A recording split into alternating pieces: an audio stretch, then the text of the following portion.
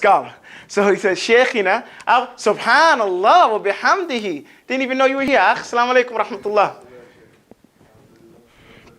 كيف حالك؟ سمعت أنك كنت مريض. الحمد لله بارك الله فيك. الحمد لله لا بأس.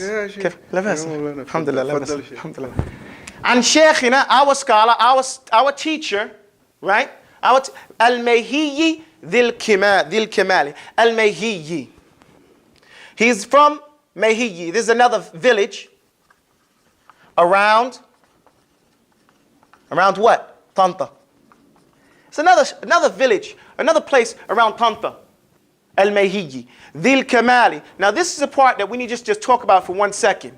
Okay? So his sheikh is from Tanta, around Tanta too. These are all the shuyukh, study Tajweed and scholars of Tajweed that live around this village of Tanta. So Tanta becomes known for this thing. Everybody knows Sheikh Husri, right? So, alhamdulillahi rabbil alameen. Living around Tanta, they become very proficient in Tajweed. I had the pleasure and the opportunity of living in Tanta for about 3 years. And I mention that not as like bragging rights, but for the purpose of the student to feel comfortable that I met with these people's grandchildren and their nieces and nephews of the scholars of Tajweed who passed the text on directly. Some of my classmates, one of my classmates was Sheikh Husri's nephew. So we get to study it directly from the people who wrote these things. So you have a direct line through them. And that's why we mention these things, not just say, oh, I went here, I know this person, I know that person, like that, but for the purpose for the student to know where this information is coming from. It's not coming from third party. It's coming from direct. You understand what I mean? Okay, Dhil Kamali. Dhil Kamali literally means the perfect one. The perfect one. How do we take this statement into consideration based on our understanding of Tawheed? First, we have to understand that no one is perfect. Jalla man la yashu. You know, Allah subhanahu wa ta'ala is the only one that's perfect. No one else is perfect. Everyone else has some flaws to them. However, our scholar here, Al-Jamzuri, Sulaiman Al-Jamzuri, rahimahullah, he saw his teacher perfect in his adab, perfect in his outward behavior and his inward behavior from what he understood. And, you know, some people speak going to extremes in praising someone. And here's an example of that. You know, and this doesn't take away from us saying, oh, well, we can't take from him now. Again, this is a classic. But in this case, we don't call anybody Dhil Kamali. We won't do that. Does everybody understand that? Yes. You know, this is a habit that some people have gotten into, but we're not going to get into that. But we take note of it. This is what he called them. We memorize this line. We don't change it. We just memorize it and learn it. When we teach it to other people, then no, we don't go about calling people. Even if you think the person is such a greatest thing since ice cream, you know, you don't call him perfect. Do you understand that?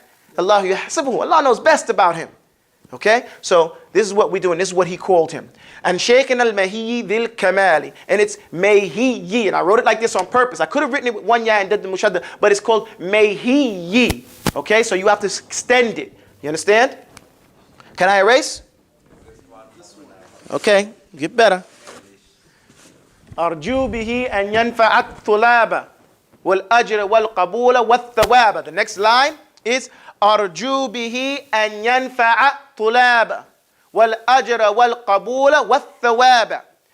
After he started, he said, يقول راجي رحمة الغفور دوما سليمان هو الجمزور الحمد لله مصليا على محمد وآله ومن تلا وبعد هذا النظم للمريد في النون والتنوين والمدود سميته بتحفة الأطفال عن شيخنا الميهي ذي الكمال أرجو به أن ينفع الطلاب والأجر والقبول والثواب. That's the last line in the introduction and where we're going to end off today. But can I erase? Can I clean up? أرجو به أن ينفع الطلاب والأجر والقبول والثواب. أرجو به أن ينفع الطلاب والأجر والقبول والثواب.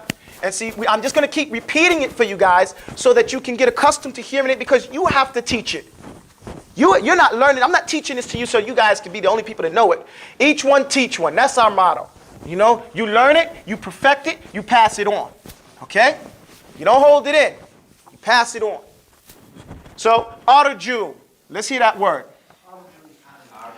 Arju bihi. أن ينفع أن ينفع طلاب. سبحان الله. أرجو به أن ينفع الطلاب والأجر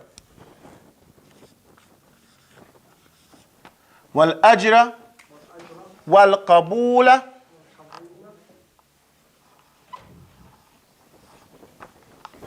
والثواب.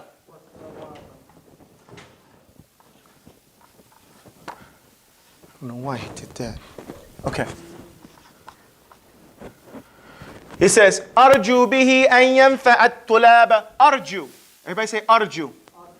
It's again from the word raja. Remember we went over this word before? We said raja means hope, right? He says, يقول راجي رحمة الغفور. Hoping. Here is أرجو. I hope. Okay? So you learn the word twice. First he said raji. This is a fa'il in the ing word. I am hoping. Now he says arju. I hope. Bihi. With it. It refers to the poem. Okay? To the nadham. If you want to use the word the nadham. I hope by this nadham, by this poem, and to, or that, yanfa'a. That it, yanfa'a, that it benefits. It benefits at-tulaba. At-tulaba is the plural of talib. A talib is someone who seeks. So here what is meant is al-murid. When he mentioned in the beginning, lil-muridi, right? هذا للمريد في النون والتنوين والمدود. مدودي. So here is meant is al-murid. At-talib is the plural of the muballigha. And the tulab here, tulab, you could put shadda here. It means the student, the beginner, the apprentice, and the expert. Because the beginner, he uses it to get in there. The apprentice, he's struggling with it as he's using it, doing his science. And the scholar, or the one who's an expert, he uses it to teach and to refer back to. So here, and this is the explanation that the Sheikh al-Jamzuri, rahimahullah, he put of his own text. The benefit we have here is this Sheikh wrote his own explanation.